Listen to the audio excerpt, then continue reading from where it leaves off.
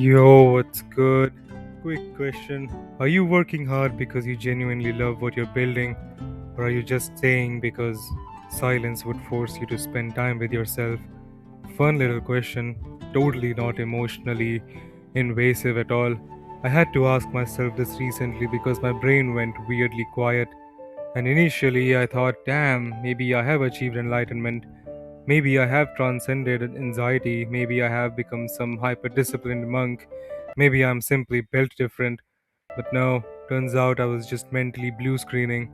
Because for the last few weeks, my life has basically looked like wake up, run, study, cook some food, study, eat something nutritionally questionable, work out, pretend I'm okay, and then sleep, repeat until death. Very healthy, very balanced, surely no long term psychological consequences.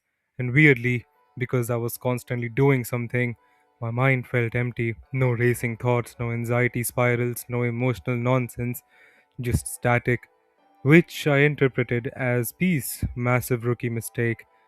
Because then I had a day off, one regular day, and the second everything got quiet, my brain basically kicked the door open like, surprise, bitch, we saved everything you were avoiding. And suddenly it was, are you actually happy? Are you on the right path? Do you even enjoy what you're doing? Are you abandoning parts of yourself? Are you becoming one of those productivity guys who says grind set unironically? That last part was particularly horrifying, and I just completely fell apart because apparently I hadn't become peaceful. I had just become too busy to hear myself think. That's a very different thing. And I think a lot of people do this not because they're ambitious, not exclusively anyway, but because being busy is one of the most socially acceptable forms of emotional avoidance. Nobody questions a busy person.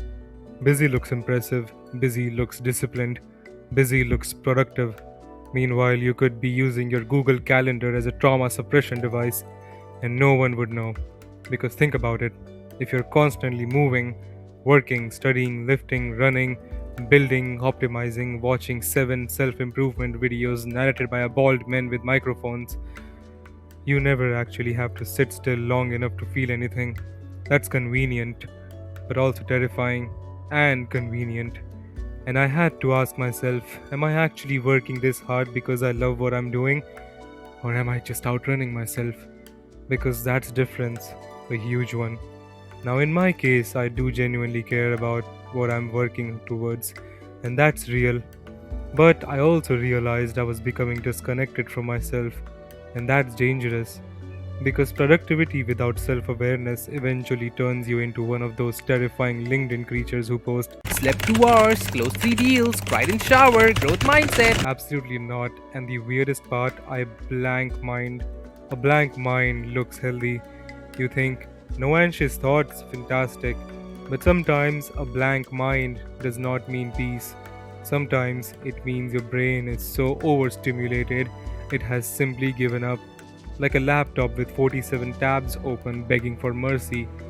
And I think a lot of us mistake emotional numbers for calm. That's the trap, because actual peace feels different. Numbers is just exhaustion in tuxedo.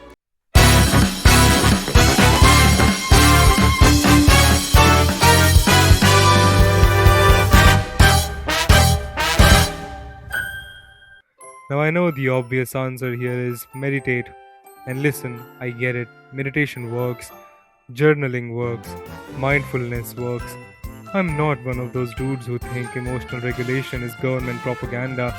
But also, some of us are busy.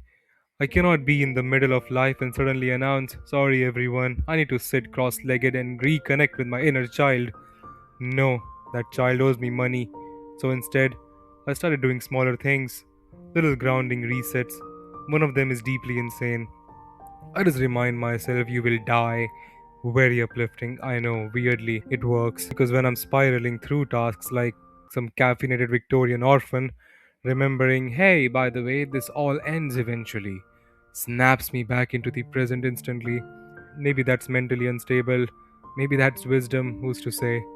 Another thing, I give myself a phrase for the day. Something simple like, I am calm, or you're not going to emotionally combust today. That one's personal, and whenever I am stressed, repeat simple.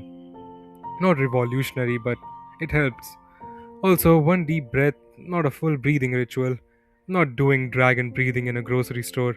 I'm not unlocking chakra expansion near fucking frozen peas. One deep breath, that's it, done. And if you're extra fancy, lavender. Apparently, sniffing lavender helps, which makes me sound like a grieving widow in 1800s, but honestly, whatever works, works.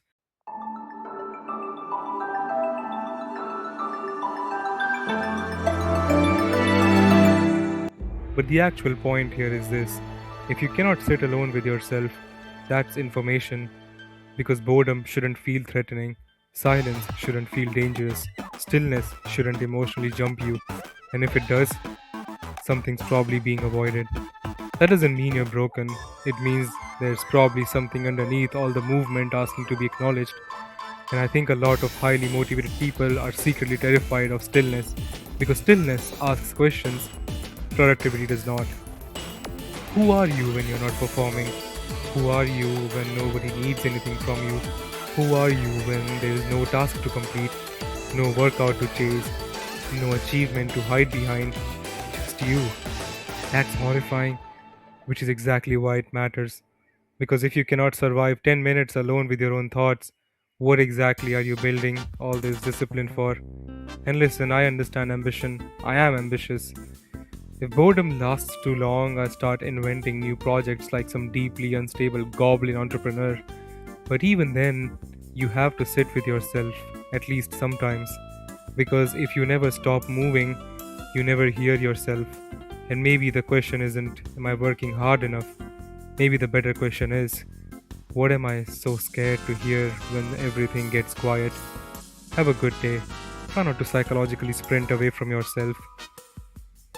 Also, I've been reading some of y'all's comments on these Hope Core type of videos, and they're all really great. I'll try to engage with as many as I can.